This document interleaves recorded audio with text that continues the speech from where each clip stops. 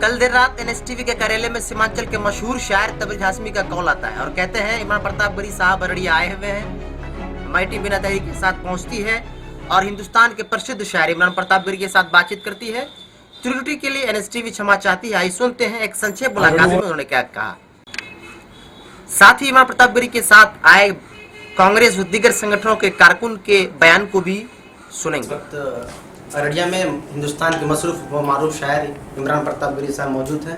आइए उनसे बातचीत करते हैं। सर, आप अररिया जो आए हैं किस उद्देश्य से आए हैं? अररिया क्या, मैं पिछले 2 दिन से पूरे सीमांचल में टहल रहा हूँ, घूम रहा हूँ और घूम इसलिए रहा हूँ कि बाढ़ पीड़ितों के सच्चे हालात का जायज़ा ले सकूँ और उन्हें पूरे दुनिया को, देश को बता सकूँ कि सच में सीमांचल की क्या सिचुएशन है। और कुछ साथियों के साथ मिलकर के हम यहाँ बाढ़ पीड़ितों के लिए कुछ राहत सामग्री भी लेकर के आए, वो बांट रहे हैं उनके घर घर जा करके, शिविरों में जा करके। तो बस यही कोशिश है। सर, सीमांचल की तरक्की के लिए आपको क्या लगता है सबसे बड़ा क्या ये हो सकता है? नहीं, इस वक्त तो तरक्की से कहीं ज़्यादा जो बर्बादी हुई है उसकी भरपाई की ज़रूरत है। लोगों को रोज़मर्रा की ज़िंदगी में वापस लाने की ज़रूरत है, क्योंकि जिस तरह से हम लोग देख रहे हैं, घर बह गए हैं, लोगों के बर्तन बह गए हैं, कपड़े बह गए हैं, अनाज के नाम पे कुछ नहीं है, पानी भरा हुआ है, लोग अपने घरों को नहीं लौट सकते।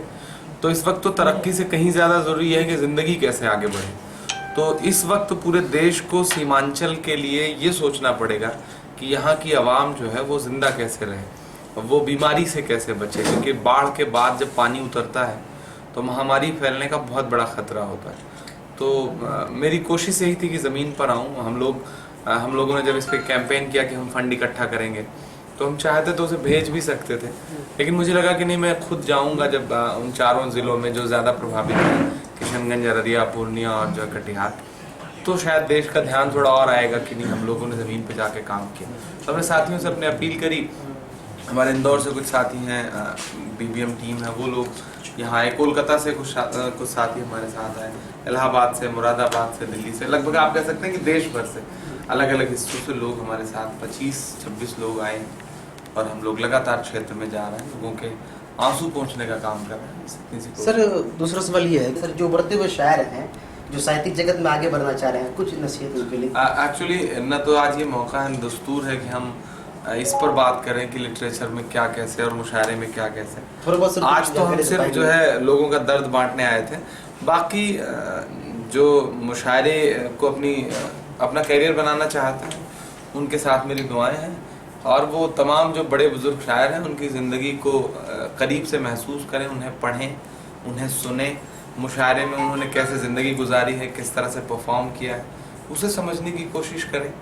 बाकी मुशायरे के लिए कोई इंस्टीट्यूशंस तो होते नहीं अलग से, ना उसकी कोई कोचिंग होती है। आपको सुन करके सीखना है, पढ़ करके सीखना है। तो नए शायरों के लिए यही एक मेरी छोटी सी सीख है कि हम सब ने ज़िंदगी में बहुत संघर्ष किया है, तब आज यहाँ है।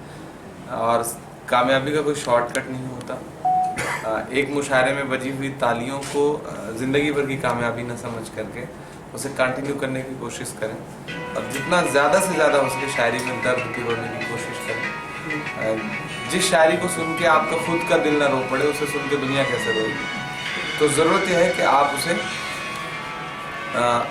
अपने दर्द को शायरी में ढालें। यही सलाह है मेरी। हुआ है सर, इस संदर्भ में क्या कहना चाहेंगे आप? जी, मेरे पास इमरान भाई का फ़ोन आया था। हालांकि हमें लगातार पता चल रहा था कि यहाँ बहुत बुरे हालात हैं। इमरान भाई का फ़ोन आया 4 दिन पहले कि वहाँ पर हमें चलना है और बाहर की मदद करनी। तो वहाँ से हमने पूरी टीम तैयार की और 2 दिन में राशन का जितना भी ज़्यादा से ज़्यादा किट हो पाई वो लेके इमरान भाई के साथ हो गए। इमरान भाई के साथ आने के बाद यहाँ एक्चुअल पता चला कि कितनी ज़्यादा परेशानी है, और सही जगह हम लोगों ने सारी किट बांटी है। आपका नाम सर? रफ़ीक बेलिम। रफ़ीक बेलिम साहब, इंदौर। हम लोग इमरान भाई की ऐसी सामाजिक मुहिम में हमेशा साथ रहते हैं और इंशाल्लाह साथ रहते रहेंगे। और ये इस तरीके से देश में आए दिन रोज़ कोई ना कोई त्रासदी हो ही रही है। जहाँ तक हो सकता है इमरान भाई करते हैं और हम लोग साथ में। बड़ा दुर्भाग्य सा महसूस होता है कि इस देश के प्रधानमंत्री को जो है वो नेपाल में किसी मंदिर के लिए 10 करोड़ रुपए तो है देने के लिए चंदन की लकड़ी के नाम पे, लेकिन जो यहाँ जिनके बर्तन बह गए, खाने के लिए पैसे नहीं है, दाना नहीं है, उनके लिए उनके पास 2 रुपये तो छोड़िए 2 शब्द भी नहीं है कि एक संवेदना बता सके या कर सके। बहुत बुरी स्थिति है। बस सबसे अपील करते हैं कि सोशल मीडिया ही एक ऐसा भी प्लेटफॉर्म है जिस पे किसी की रोक टोक नहीं है, तो आप लोग एक मुहिम चलाइए कि सीमांचल में जितने लोग परेशान हैं उनकी सरकार मदद कर सके। प्रधानमंत्री साहब तो बोल रहे हैं कि हवाई सर्वेक्षण करेंगे हम।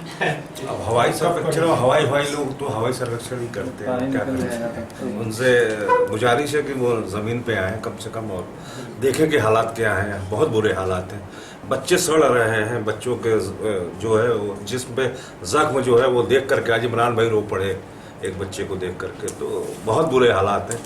और ये हवाई सर्वेक्षण से ऐसे सब चीज़ें नहीं दिखती हैं, ज़मीन पे उतरना पड़ता है। आपका शुभ नाम सर? मैं मोहम्मद साहब, इलाहाबाद इलाहाबाद।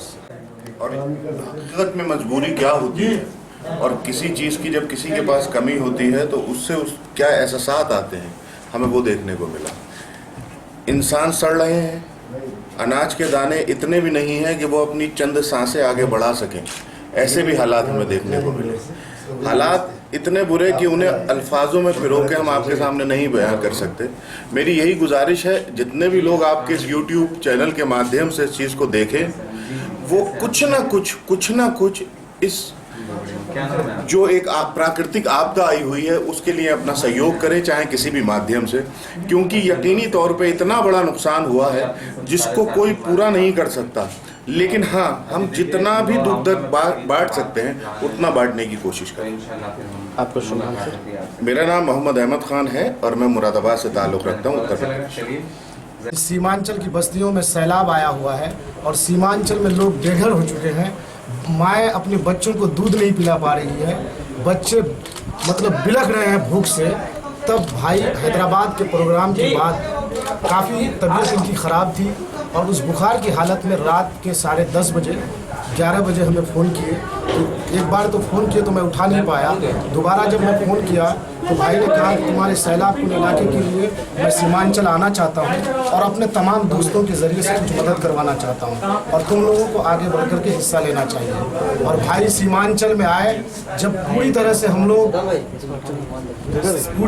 लोग प्रभावित हो चुके थे और नाउम्मीदी हम लोगों को कदम चूम रही थी कि भाई हम लोगों को हुकूमत की जानिब से कुछ नहीं मिल रहा है, प्रशासन हम लोगों पर कुछ ध्यान नहीं दे रही है।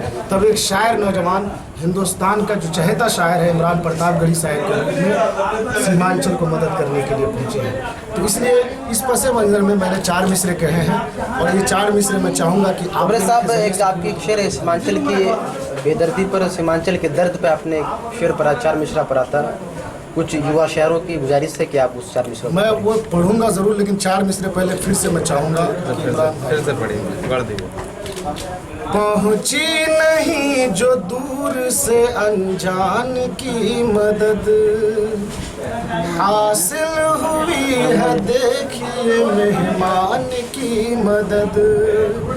जब बेहिसी की ओढ़ चादर नीतीश ने, जब बेहिसी की ओढ़ चादर नीतीश ने, तब भेज दी अल्लाह ने इमरान की मदद, तब भेज दी अल्लाह ने इमरान की मदद। और सीमांचल की बदहाली भाई को अशारों के हवाले से मैं बताना चाहूँगा, शायरी के हवाले से, शायरी की ज़बान में। उन्वान है सीमांचल की कहानी। ये सीमांचल की है सच्ची कहानी, सुनाता हूँ मैं आंसुओं की ज़ुबानी। चले लोग दिल्ली ट्रेनों में भर के, नहीं बस्तियों में जवां कोई लड़के। ये गुरबती, यहाँ की बदहाली और यहाँ के नौजवान तबके भाई ख़ास तौर पर दिल्ली और पंजाब के खेतों में जाकर के काम कर रहे हैं। बच्चे जो मासूम बच्चे हैं वो दिल्ली और हैदराबाद के होटलों में पोछा लगा रहे हैं। अगर हमारे गांव में किसी की मौत होती है सीमांचल की बस्तियों में, तो नौजवान तबका कम होता है जो कंधा दे, बुजुर्ग लोग हमारे और बच्चे होते हैं कंधा देने के लिए और उसको कफन वफन करने के लिए। तो भाई है, आज भाई के जरिए से इस वीडियो को मैं चाहूँगा कि पूरी दुनिया को दिखाएं। चले लोग दिल्ली ट्रेनों में भर के, नहीं बस्तियों में जवां कोई लड़के। अगर कोई मरता है गाँव का बंदा, न दे पा रहा है जवां कोई कंधा। अगर कोई पड़ता है बीमार लोगों, वो दरिया को कैसे करे पार लोगों। यहाँ हामला औरतें मर रही है, ये जालिम हुकूमत न कुछ कर रही है। नहीं कोई सड़कें, नहीं कोई पुल है, जिधर देखता हूँ तो बिजली भी गुल है। यही दुख भरी है यहाँ की कहानी, सुनाता हूँ मैं आंसुओं की जुबान। बहुत सच्ची न, बहुत बहुत शुक्रिया। बहुत बढ़िया। बहुत शुक्रिया NSTV से बात करने के लिए। मैं अल्लामा गजाली, आप बने रहें NSTV के साथ।